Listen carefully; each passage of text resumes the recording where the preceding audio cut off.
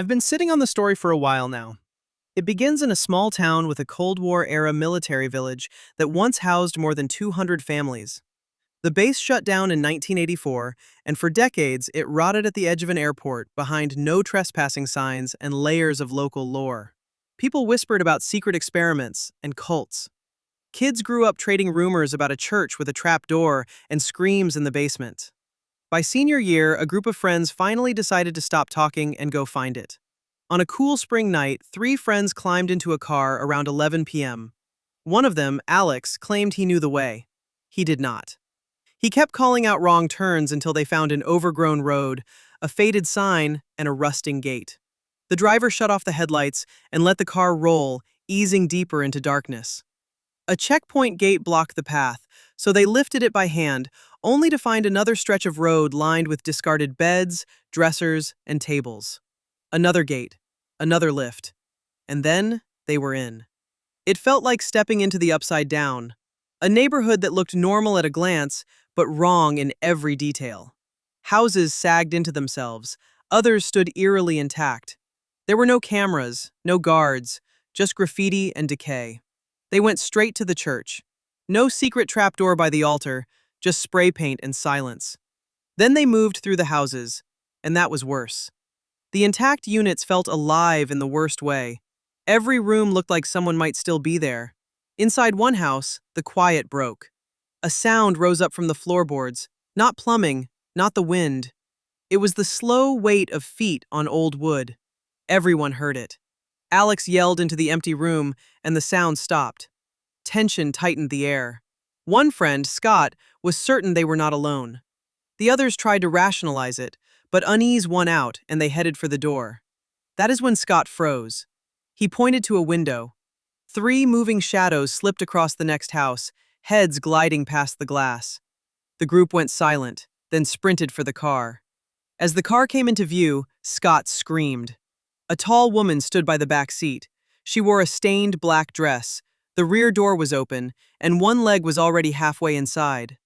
At the sound of the scream, she pulled back, turned, and ran into the church. The friends tore out of there so fast the driver nearly lost control on the dirt. Later, they guessed the truth was simple. Maybe people were living inside that abandoned village, using it for shelter. But one question lingered. Why was she trying to get into the car? Years later, the site was torn down in 2014, and the mystery hardened into a memory with no easy answers. There was another night, another ruin, and a different kind of silence. Early in a relationship, a couple spent late nights exploring abandoned houses, more curiosity than belief. One night was darker than most. The house stood alone, far from anything, barely upright. The front door was boarded. A kick sent it crashing in. Inside, half the living room floor was gone. A raw hole opened into the basement. One stayed near the door, worried the structure might collapse. The other slipped deeper into the junk and dust, chasing stories left behind. Upstairs, a narrow hallway led to a bedroom with a bed still made, a folded bathrobe at the foot. In the corner, a crawl space held boxes of baby diapers and baby food, decades old and gnawed by rodents.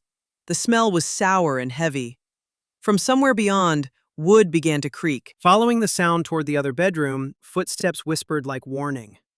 At the doorway, the shape came into view. A woman sat in a rocking chair facing the window.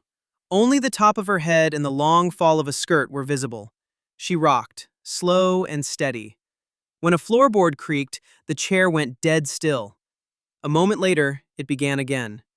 A soft question carried into the room, asking if she was all right.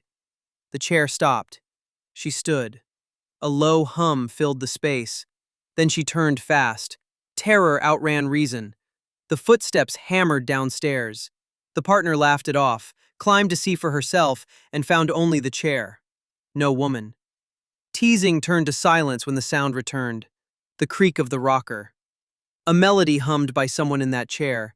She saw it too. The figure, the rocking, the song. There was no conversation after that, only running, breathless and loud. Later, they went back to find the place gone, torn down with nothing left. Was it an aging resident in impossible conditions, a trick of the dark, or something else entirely? The boarded door, the collapsed floor, and that humming made simple explanations hard to hold. And then there was the house next door. A boy moved into a new home in middle school, a place packed with kids and summer games. Only one neighbor spoiled it, a mean old man who pounded his window and yelled if a football rolled within feet of his lawn. For 6 months, it never stopped. Then it did. Silence settled over the house. A month later, the siren lights woke everyone before dawn, and 2 people carried out a zipped body bag. Guilt hit hard. Jokes about the man being gone were suddenly real. His house stayed exactly as he left it, abandoned in everything but objects. Friends peered through windows from next door. Years drifted past. The man had a son in another state, but grief and anger kept him away. One night, after too many haunted jokes, a dare pushed a skinny teenager to slip through an unlocked window. The smell hit first, thick and rotten. A book sat by a recliner, marked mid-chapter. In the kitchen, dusty pots and pans waited on the stove, a sweater hung over a chair, and a cold coffee mug sat in place.